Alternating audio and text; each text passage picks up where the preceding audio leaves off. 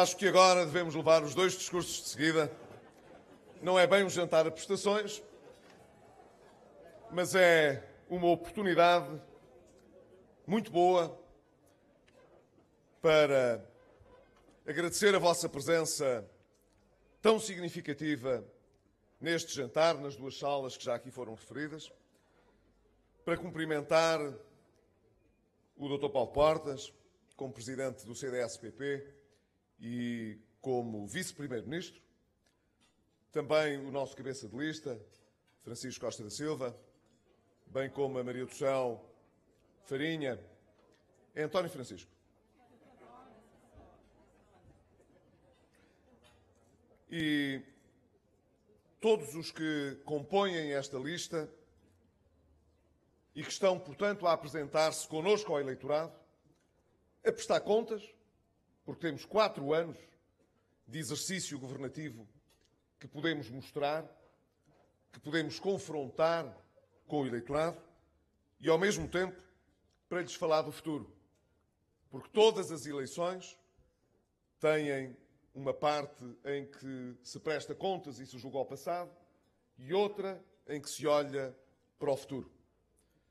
E nós olhamos para o futuro com confiança e com esperança, e não apenas porque tivéssemos acordado bem dispostos, mas porque sentimos que cumprimos bem a nossa missão nestes 4 anos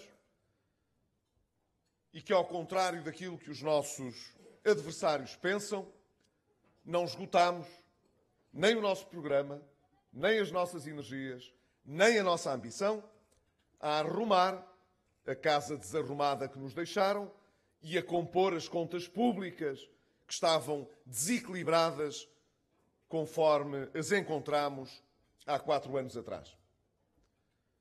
Este exercício de recordar o que foi estes 4 anos, para muitos, não deveria ser feito sem recordar o ponto de partida. Assim como se fosse normal começar um mandato com o país na bancarrota. É uma coisa normal, corrente. Para que falar disso? Os nossos adversários detestam que nós recordemos o ponto de partida. E, na verdade, temos de o fazer porque tudo o que fizemos nos primeiros anos, muito do que fizemos nestes 4 anos, não é dissociável desse ponto de partida. Por exemplo, alguém no governo teria tomado a iniciativa de manter ou alargar cortes salariais ou em pensões se o país não estivesse em bancarrota? Os nossos adversários querem que o país pense que sim. Sim, eu e o Dr. Paulo Portas somos umas personalidades cruéis que regozijam com o sofrimento dos portugueses e entretêm-se a pensar como é que hão de tornar ainda mais difícil a vida ao país. E imaginam que os portugueses aceitarão esta sua visão daquilo que se passou. Qualquer cidadão de mediano bom senso sabe que não há nenhum governo, nem nenhum governante que aceite afetar o rendimento das pessoas ao ponto que nós tivemos de fazer por qualquer prazer, por qualquer divertimento. Se o fizemos, foi rigorosamente porque não havia nenhuma outra maneira de um país sem dinheiro baixar o seu déficit e a sua despesa e viver com o envelopezinho financeiro que lhe foi entregue, negociado pelo governo anterior.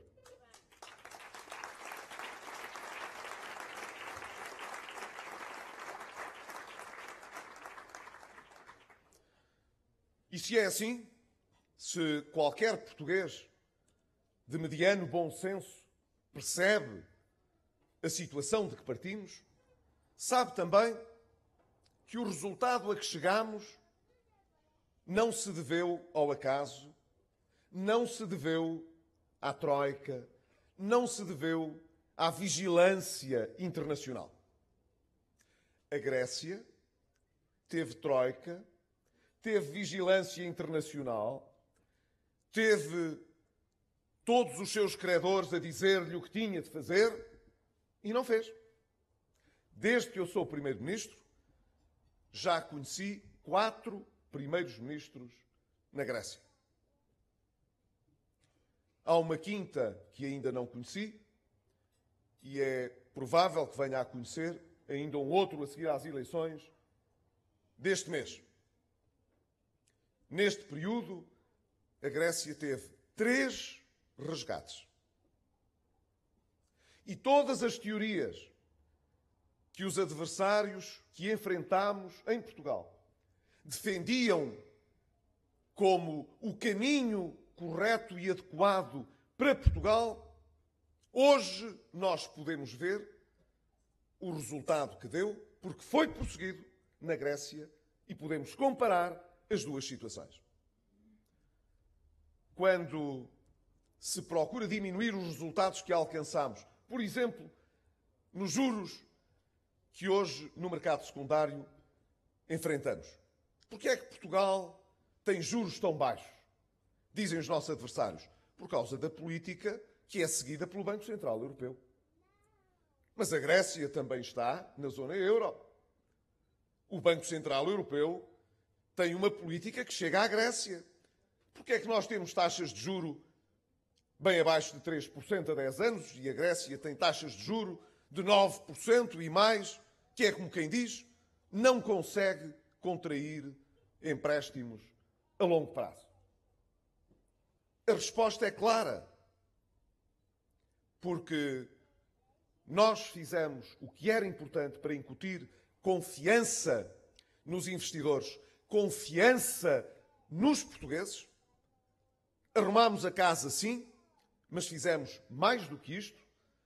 Criámos as condições para que o país pudesse começar a crescer, a criar emprego, virando essa página difícil do passado que tivemos de viver e criar, agora sim, melhores condições para que os portugueses possam ambicionar um futuro com mais oportunidades para todos e com mais prosperidade.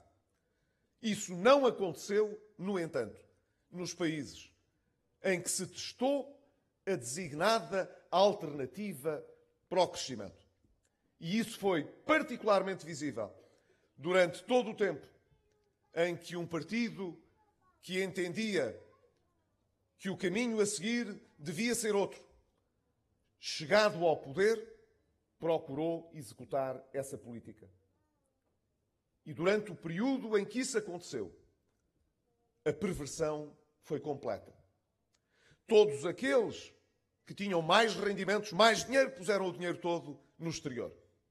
Defenderam-se colocando o seu dinheiro fora do país. E quem não podia e não tinha escapatória, os mais pobres, os mais humildes, a classe média, essa ficou a pagar em dobro e em triplo para os próximos 3 anos esta ideia que na altura classifiquei como sendo um conto de crianças, de que podemos governar sem olhar para a realidade e para as condições reais que temos à nossa frente. E foi o realismo do povo português, e foi o realismo do governo português, sustentado por 2 partidos que não se importaram de não agradar para poder oferecer aos portugueses a possibilidade de sonharem no futuro com uma realidade muito diferente daquela que hoje os gregos, infelizmente, podem ter para os próximos anos.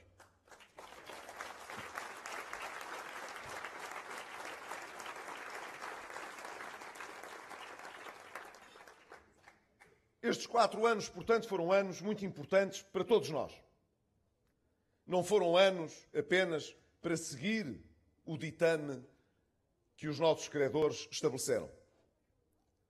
Foi também um período em que nós criámos condições para poder viver sem eles, para poder gerar o rendimento e a riqueza de que precisamos para que o país possa crescer. E esses resultados hoje estão à nossa vista. Nós sabemos, no entanto, que muitas vezes eles já são encarados com uma certa trivialidade.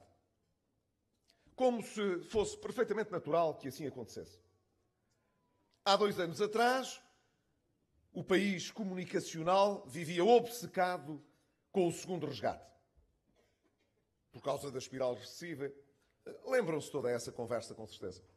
Há 1 ano atrás, quando fechámos o programa sem precisar de qualquer outro, esse país comunicacional também dizia que o governo se ia desfazer.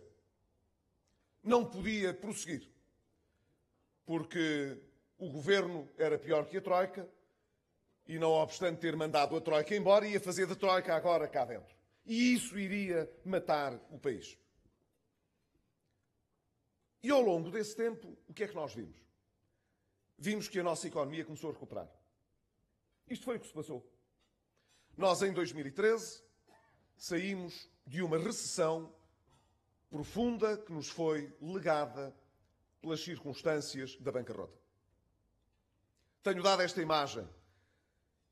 Afundámo-nos de tal maneira que no final de 2012 estávamos mesmo no fundo da piscina.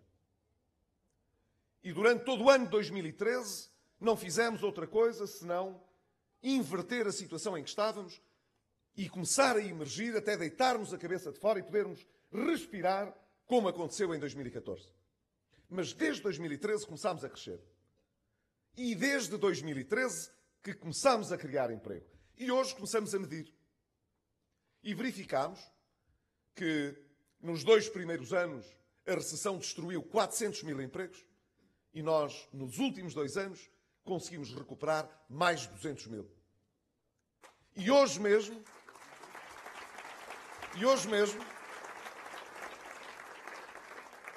tivemos a notícia, dada pelo Eurostat, de que Portugal foi, no 2º trimestre deste ano, o país na União Europeia que mais emprego criou desde o início do ano até ao final do 1º semestre. Não foi nem o 2º, nem o 3º, nem o 4º, nem o 5º, nem o 6º. Foi o primeiro. Foi o país que mais emprego criou. Banalidade. Banalidade. Banalidade.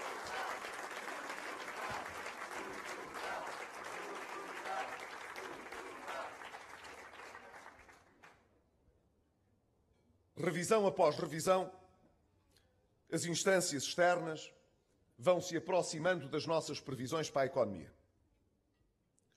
Houve uma altura em que se entusiasmaram e disseram que a nossa economia este ano ia crescer talvez mais de 2%. Nós mantivemos sempre as nossas previsões. Deveremos crescer este ano 1,6%. Se for mais, tanto melhor. As nossas previsões, no entanto, têm-se vindo a confirmar de há muito tempo a esta parte. E com elas as previsões que fazemos, não apenas para o crescimento da economia, mas também para o emprego, que é muito importante. Nós não obtivemos estes resultados por acaso. Quando tantas empresas estavam endividadas e o Estado estava endividado e toda a gente a poupar, é difícil a economia crescer, não é verdade? Mas porquê é que ela cresceu? Nestes últimos 2 anos. Nós seguimos uma estratégia muito clara. Dissemos que para a nossa economia crescer sustentadamente, ela tinha de crescer a olhar para fora, a transformar-se, a mudar o perfil que existia durante tantos anos de pessoas que apostavam em empresas que só disputavam o mercado interno. O nosso mercado é muito pequenino. Temos de olhar para o mundo inteiro. Os nossos empresários e os nossos trabalhadores olharam para o mundo inteiro. E as nossas exportações, todos os anos, bateram recordes. E, mesmo quando havia pouco dinheiro de crédito no sistema financeiro, ele foi canalizado preferencialmente para esta parte mais dinâmica da nossa economia. Mas nós também fizemos uma parte do nosso trabalho de casa.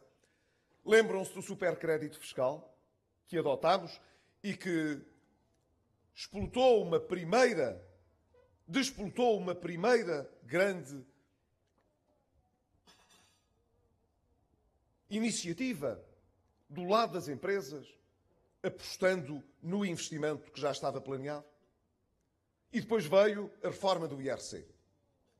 E veio a revisão do Código Fiscal do Investimento. E veio a estabilidade macroeconómica que nós oferecemos aos investidores. E tudo isso em conjunto gerou a confiança suficiente para que crescesse o investimento, aparecessem mais empresas, como hoje sabemos que acontece. Durante o primeiro semestre deste ano, criaram-se cerca de 108 empresas por dia em Portugal. Aquelas que morreram foram menos de metade das que foram criadas entretanto. É por isso que nós estamos a criar mais emprego. E é por isso também que hoje, em todo o país, não há nenhuma cidade ou vila em que não se sinta uma retoma da nossa atividade económica.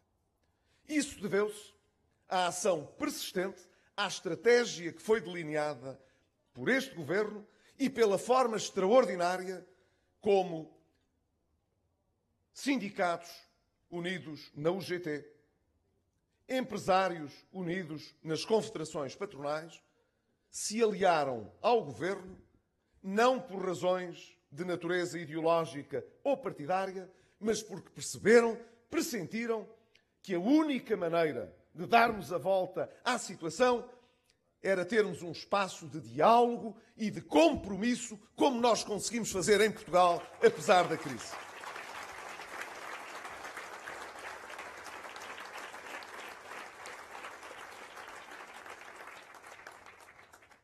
É muito importante sabermos olhar para os resultados que fomos colecionando durante estes anos e poder saboreá-los de uma forma particular.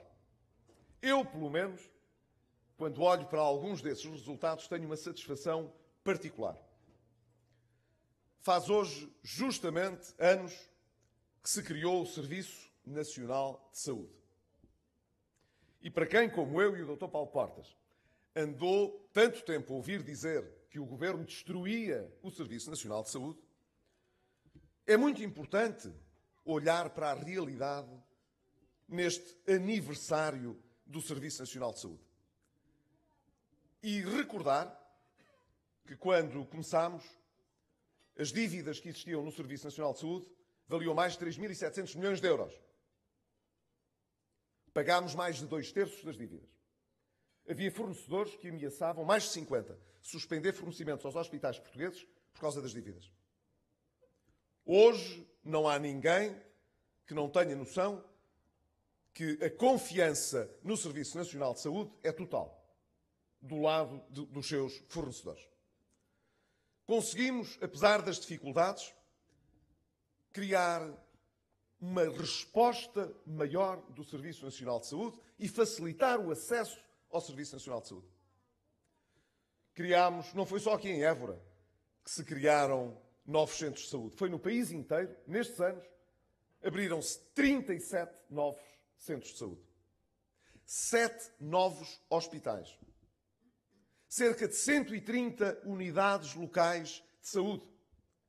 E com isso, fizemos no sistema público, portanto, mais cirurgias, mais consultas.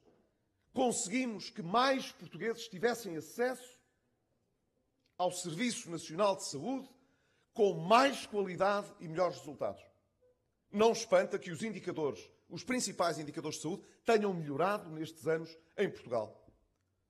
Conseguimos, apesar dessa acusação de destruição do Serviço Nacional de Saúde, melhorar a esperança de vida média à nascença. Conseguimos melhorar a mortalidade prematura.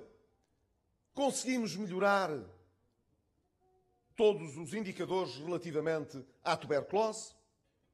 Quer dizer, tudo o que pode representar um indicador sobre a saúde dos portugueses melhorou nestes anos.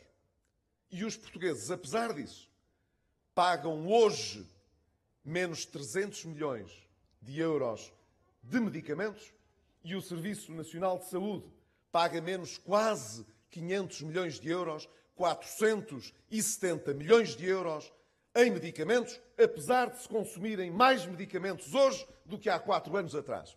Não me parece, sob acusação de ameaça de destruição do Serviço Nacional de Saúde, um mau resultado.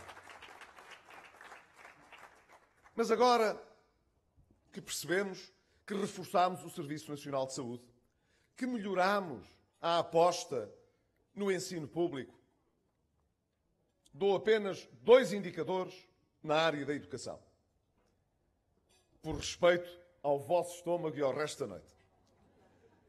2 indicadores simples. Nós conseguimos concluir este ano, pela primeira vez, a universalização dos 12 anos de escolaridade. Foi uma promessa que os socialistas fizeram em 2005. Ao fim de 4 anos, como não tinham feito nada para concretizar essa promessa, fizeram uma proposta de lei em que puseram na lei que havia de haver 12 anos de escolaridade obrigatória. E 2 anos depois dessas eleições, apesar de estarem no governo, a escolaridade obrigatória ainda não tinha saído da lei. E foi preciso o PSD e o CDS-PP chegarem ao governo para, em 2012, começarmos, então, a generalização da escolaridade obrigatória de 12 anos. E este ano foi o primeiro ano em que os alunos saíram da escolaridade obrigatória, em maior número de resto, conseguindo mais 11% de colocações no ensino superior relativamente ao ano passado, mostrando assim, portanto, que temos hoje ainda mais jovens, mais qualificados a aceder ao ensino superior. Mas foi também um tempo em que nós corrigimos injustiças. E foi durante este governo que nós conseguimos a vinculação de mais novos 4.000 professores. Professores que andavam há anos a dar aulas, hoje numa escola, amanhã noutra escola, sem ter qualquer vínculo ao Estado. Há alguns há mais de 15 anos e 20 anos. E todos os anos o Estado fechava com eles um contrato e a seguir abria outro. E só por isso eles venciam menos do que os colegas que estavam vinculados, ganhavam menos do que os outros, fazendo exatamente o mesmo do que os outros, às vezes há tantos anos como os outros. Esta injustiça foi resolvida justamente durante este governo. Não vinculámos todos os professores que gostariam de ter a vinculação, mas fomos os primeiros a vincular 4.000 professores e a permitir que hoje as necessidades permanentes do sistema educativo estejam melhor servidas, quer pelo quadro permanente, quer, evidentemente, por uma bolsa de contratação que não pode nunca deixar de existir para fazer face aos imprevistos e às circunstâncias que não são as normais. Estes 2 indicadores mostram como foi possível, nestes anos, ter um sistema educativo mais resiliente, mais exigente e com mais justiça também. E agora que estamos à beira das eleições e que podemos olhar para os nossos sistemas sociais e ver que eles estão reforçados, o que é que podemos projetar para o futuro? Desde logo, é muito importante manter este rumo de crescimento da economia e do emprego. É essencial. E para manter o crescimento e o emprego, nós precisamos de manter a reforma do IRC que fizemos, de manter a confiança dos investidores, de poder ajudar a facilitar a contratação.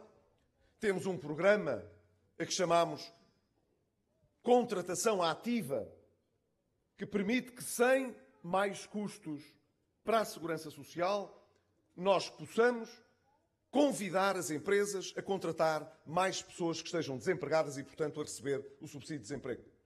Usando justamente a parte do subsídio de desemprego que ainda teria de ser paga daí em diante, para repartir entre o beneficiário desse emprego e a empresa que oferece o emprego. Isto não traz mais custos para a Segurança Social, mas pode muito bem trazer mais emprego, acelerando a retoma da economia e trazendo, portanto, mais oportunidades para os jovens portugueses.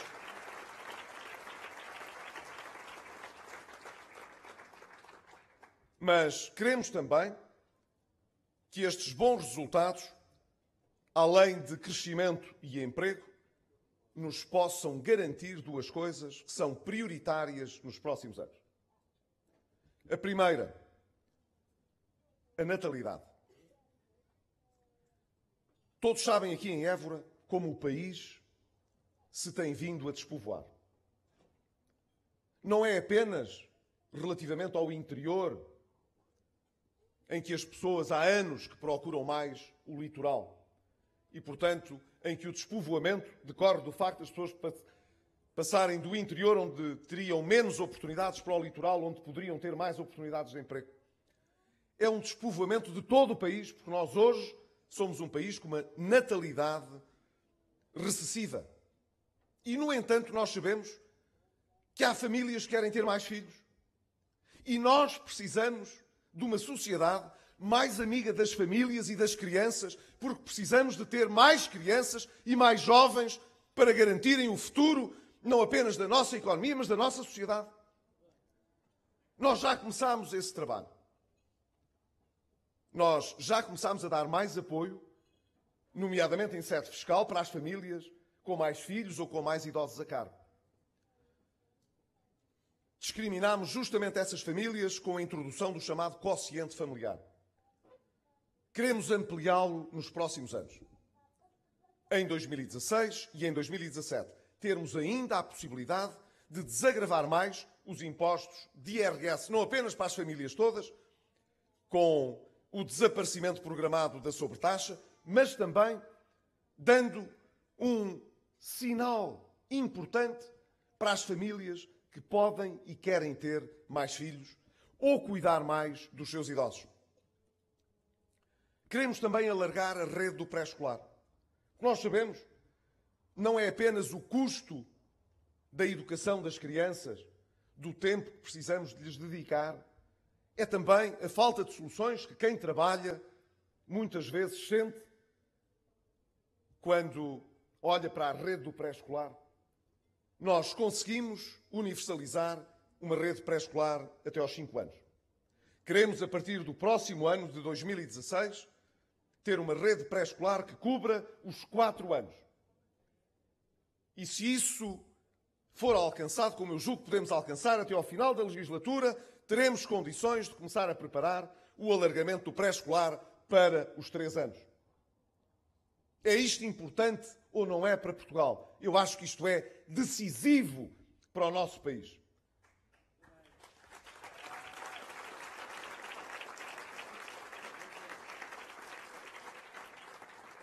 É tão decisivo que achamos que é importante dar uma indicação também para a maternidade. É muito importante que as mulheres que desejam ter mais filhos sintam que a sociedade lhes reconhece também essa vontade de ajudar o país a crescer sustentadamente e dar-lhes, por essa razão, uma majoração na forma como a sua pensão no futuro será calculada. Faz sentido que seja assim. Em primeiro lugar, porque quem tem os filhos são as mulheres. Quem tem os filhos são as mulheres. E em segundo lugar, porque assim sabemos exatamente quantos filhos é que estamos a reconhecer no futuro. Quantos filhos estamos a reconhecer no futuro. É importante que esse sinal seja dado. Se queremos mais sustentabilidade para a nossa segurança social, se queremos ter mais jovens no futuro, então faz sentido que se possa discriminar positivamente a maternidade e não apenas a parentalidade. Mas há, deixem-me dizer-vos, uma outra coisa que não é menos importante do que esta. Nós não queremos olhar os próximos anos apenas como anos de crescimento económico e de crescimento do emprego. Isso é a condição necessária para que o país não ande para trás e possa progredir. Mas nós queremos mais do que isso. nós temos de fazer do combate às desigualdades sociais e económicas, a primeira bandeira política de um país que tem democracia há 41 anos, mas que não conseguiu em 41 anos travar uma batalha bem-sucedida com as desigualdades sociais e com as desigualdades económicas.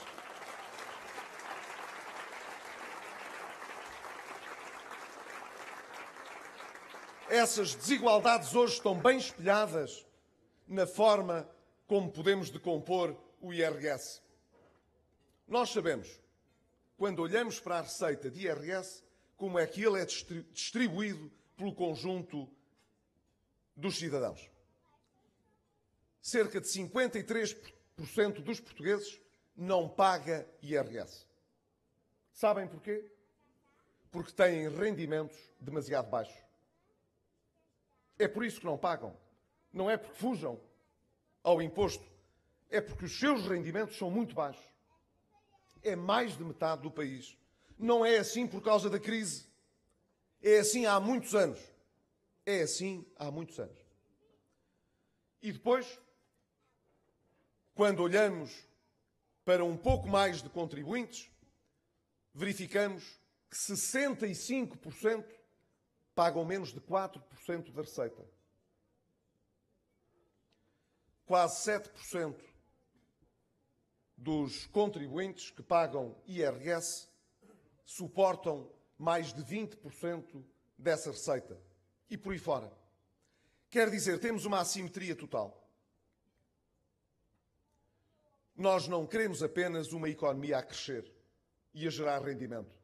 Queremos que esse rendimento seja mais bem distribuído na sociedade portuguesa. Ora, só é possível ter uma sociedade com mais igualdade de oportunidades à partida e com mais justiça social se cumprirmos dois objetivos que o país, enquanto tal, não foi capaz de cumprir nestes anos todos. O primeiro, para combater essas desigualdades, é realmente garantir aos mais jovens que a sua vida não está pré-determinada pelo facto de terem nascido num ambiente mais vulnerável ou financeiramente e culturalmente mais débil. E isso o país de 41 anos de democracia ainda não conseguiu oferecer aos portugueses. Seria de esperar que a escola pública e o Serviço Nacional de Saúde ajudassem a corrigir estas injustiças à partida, na medida em que não discrimina pelo rendimento o seu acesso, ele é universal. Mas nós sabemos que as crianças que entram nas escolas, oriundas de agregados familiares mais débeis, mais vulneráveis, economicamente e culturalmente, são aquelas que realmente acabam por ter mais retenção escolar, mais insucesso escolar, que são empurrados, portanto, para um ciclo vicioso de menores competências, de menores qualificações, de menores oportunidades e, portanto, para um ciclo em que se perpetuam essas desigualdades. É assim. É assim há muitos anos. Independentemente dos partidos que têm passado pelo governo. Está na altura de dizermos que esta desigualdade não pode continuar.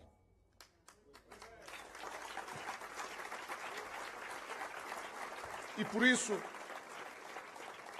isso nós temos um programa dentro do Plano de Desenvolvimento Social em que vamos apostar, que é um programa, o Saber Mais, que está voltado justamente, dirigido para estas crianças, que têm mais dificuldades na matemática, no português, que são cadeiras nucleares para o sucesso educativo.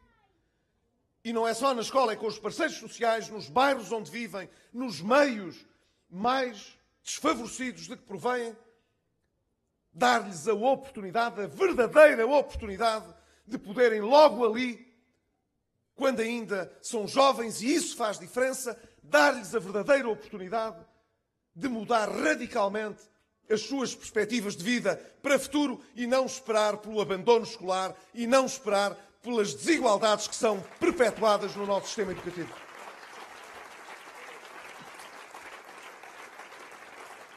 A segunda condição para ser bem-sucedido nesta matéria é lutar contra os privilégios. São muitos os privilégios que se mantêm na sociedade portuguesa ao fim de todos estes anos de democracia. E apesar de ter estado com Paulo Portas num governo que não fez outra coisa que não lutar contra os privilégios que estão instituídos na economia e na sociedade, mostrando, como ele disse muito bem, que não estamos a governar para os nossos nem para os amigos, que estamos a governar para todos os portugueses e que ninguém vai mais longe por estar mais próximo de nós, ou por ser do nosso partido, ou por ser nosso apoiante. O que interessa é saber tem mérito ou não tem. A iniciativa merece ou não merece. Não me interessa se é num conselho mais à esquerda ou mais à direita, se os acionistas da empresa ou se aqueles trabalhadores estão mais próximos de nós e têm simpatia ou não. Isso não interessa nada. O que nos interessa é não estar a proteger o que não tem valor, o que não tem viabilidade, as empresas que não pagam a horas aos seus trabalhadores, aos seus fornecedores. Porque é que havemos de ter um sistema financeiro que privilegia aqueles que não cumprem, senão pelo medo de abrir à concorrência, à competição com aqueles que são capazes de criar novas empresas, de criar novas oportunidades de emprego, porque como hoje vimos, realmente aqui em Évora, no Parque de Ciência e Tecnologia e na incubadora de empresas, e tenho visto pelo país inteiro, nós temos jovens que estão a sair das universidades, que estão ligados aos centros de investigação e de inovação e que fazem novas empresas, pequeninas primeiro, precisam da nossa ajuda, com certeza. Algumas ficarão pelo caminho, com certeza. Muitas outras têm sucesso, crescem e ajudam a fazer uma economia nova, mais democrática, com maiores oportunidades para todos. Mas para isso não pode haver privilégios no sistema financeiro, não pode haver privilégios dentro do Estado, não pode haver privilégios na economia. Espanta que aqueles que mais nos acusam de fracassar na solução para a resolução do Banco Espírito Santo tenham sido os mesmos, e parece que não se lembram, que nacionalizaram o BPN.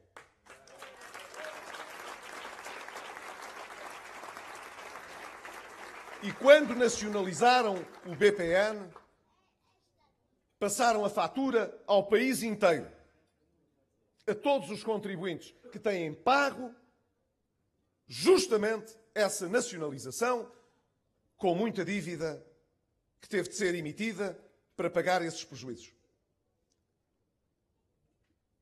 Criticam-nos, portanto, por não termos feito o mesmo. Só posso concluir isso. O que é que queriam, então, os socialistas? Que tivéssemos nacionalizado o Banco Espírito Santo. É a única conclusão que eu posso tirar. Se criticam a resolução por nós não termos nacionalizado, é porque eles gostariam de ter nacionalizado. Agora, reparem bem. O BPN representava cerca de 2% do nosso mercado bancário. Já custou até hoje mais de 2.700 milhões de euros aos contribuintes. E é provável que possa vir a custar outro tanto. O Banco Espírito Santo representava mais de 10 vezes este valor. Imaginem o que teria acontecido se nós tivéssemos dado ordens à Caixa Geral de Depósitos para salvar as empresas do Grupo Espírito Santo e para o Estado e os contribuintes pagarem a fatura da nacionalização do Banco Espírito Santo.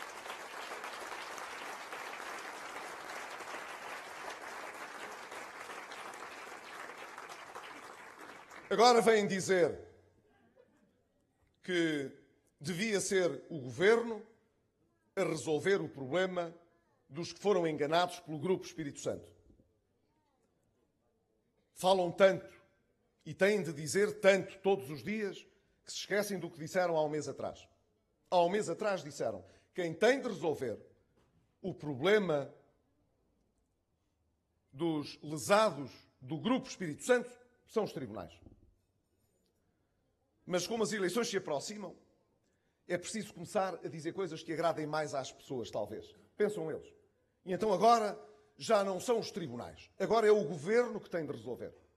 E se o Banco de Portugal entende, como hoje entendeu, que deve suspender o processo de venda do novo banco para o retomar daqui a algum tempo, quando forem conhecidas as necessidades de recapitalização do banco, se vierem a ser necessárias, depois dos stress tests que vão ser feitos à banca toda, apressam-se a dizer: está mal o Governo porque não vendeu depressa.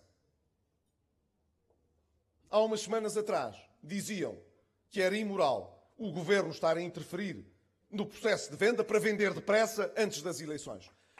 Durante um tempo portávamos muito mal porque queríamos vender muito depressa. Agora portamos-nos muito mal porque queremos vender só depois das eleições. Ainda não perceberam que isto não tem nada a ver com as eleições. Nada a ver com as eleições. Nós pautámos-nos sempre neste processo, e creio que o Banco de Portugal fez o mesmo, apenas com duas preocupações: garantir a estabilidade do sistema financeiro e garantir que os depositantes, na altura do BES como agora do novo banco, estejam sempre salvaguardados. Que é isso que nos interessa. Não queremos que sejam os portugueses a pagar as faturas de quem se portou mal no passado, tivessem eles estado no governo ou à frente de algumas empresas, esperando ter um governo amigo que os pudesse salvar.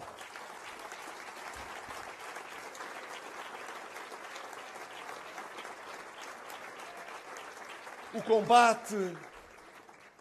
combate ao privilégio, portanto, tem de estar no topo das nossas prioridades.